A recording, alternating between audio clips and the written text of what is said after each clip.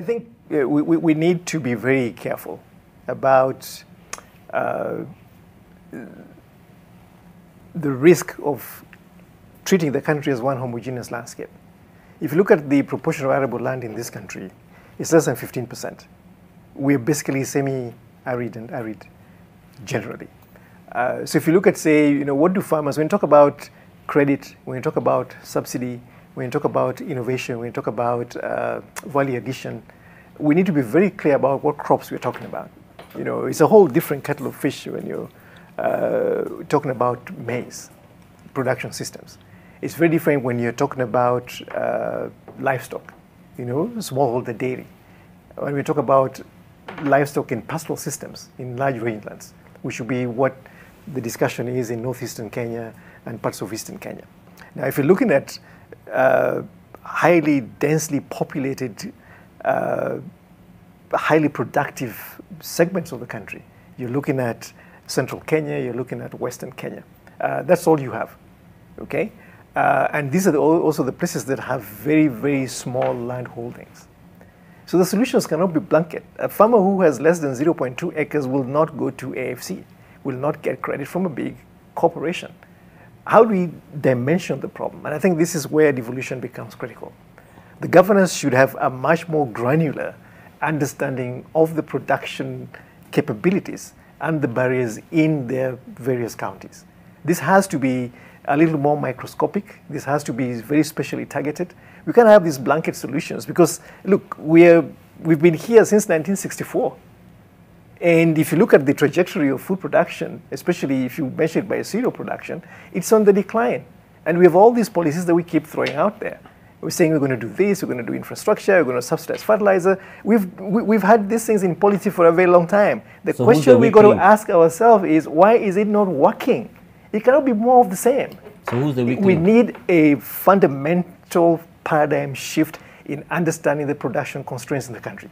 And when I see these manifestos, it is fantastic, lazy thinking that is projecting these manifestos, because it's more of the same, and it will get us exactly the question that you ask.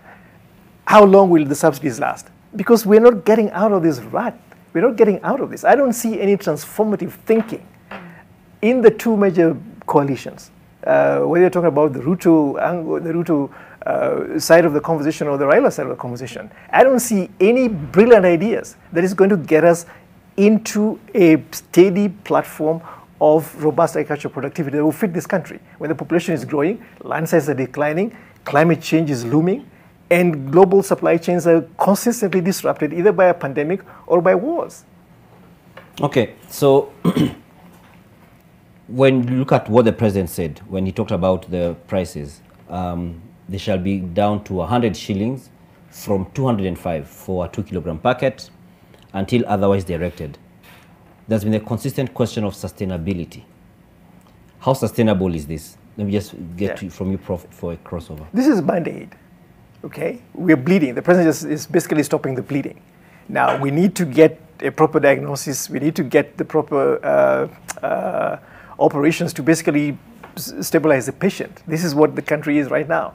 So after we infuse this subsidy into the population, bring down the cost temporarily of living and the cost of accessing food, and we've said nutrition is not even in the question.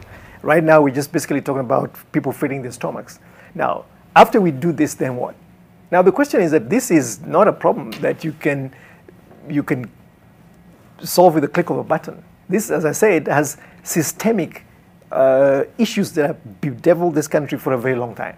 Now, who is going to be bold enough to basically call the country to order and basically take this very granular, spatially exploited approach where we say that any options that we present must be informed by the context. You can't go with the same solution that you talk about access to credit, you're talking about value addition. You can't take all these formulaic things that we learn in an undigested way and take them to Turkana, take them to Tana River, take them to Western Kenya, take them to Marsabit. It's all one size fit all. We have to do the hard work. Okay, and before we cross over to Meru once again, there's something that is very key on when we look at the programs that you have, and you're very keen on nutrition importance, because when we talk about food security, you'll hear some who are very particular. And I also had Dr. Mailutha also saying it as food security, food and nutrition security. Many people just think of feed people, give them maize or give them unga and they'll be good to go. Maybe you could tell us, why is it so important for us to have this nutrition concern at the top of our minds? I think it's, it's important because as I like what the doctor said around, it's an issue of national security. It's an issue of Kenya's future. It's an issue of Kenya's economy. If you look at the highest prevalent malnutrition in Africa and in Kenya is protein energy malnutrition. So it's not just malnutrition, it's that, a lot of children, a lot of people are not accessing enough protein. So what's in a plate really matters. It can be unga sukuma wiki, it can be unga eggs, it can be ugali sukuma wiki, it can be ugali eggs sukuma wiki, it can be rice and beans and vegetables. So that plate composition from a nutrition perspective really matters. Not just for the sake of, making food delicious, you have variety, everyone wants to eat a varied meal, but because that is what enables people to contribute to the economy. For instance, if we talk about children, in Kenya we have 25%, that is 1 in 4 children are stunted. And stunting, many people think is small for your age, and a bit short and a bit skinny. Just a physical aspect. Just a physical aspect, but it's up to 30% reduction in IQ. So that means that person is competing to earn 20% less than they would earn if they were, if they had gotten the right nutrition. And if you look at the GDP, what is 20% of our GDP? So we're cutting ourselves short. It's like we're shooting ourselves in the foot by not feeding children, by not being able to provide the right nutrition. And from our perspective, I think one of the things that is really important is when we talk about school feeding as a national issue, is how can we move from 1 in 5 children to 5 in 5 children having access to nutritious meals, because there we're fixing the demand side where there is a lot of demand for nutritious food. There's demand for maize, there's demand for beans, there's demand for rice, there's demand for vegetables.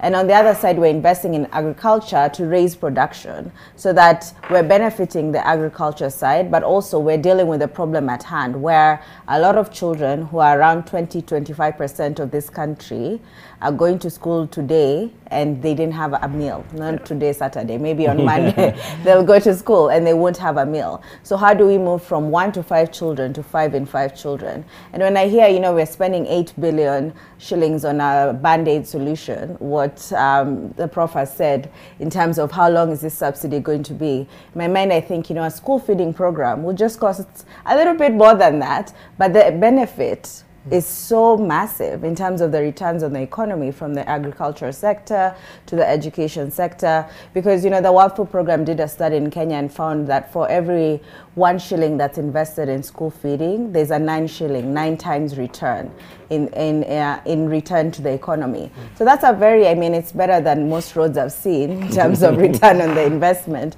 So 9x is really good to warrant a strong investment in nutrition and the agriculture sector.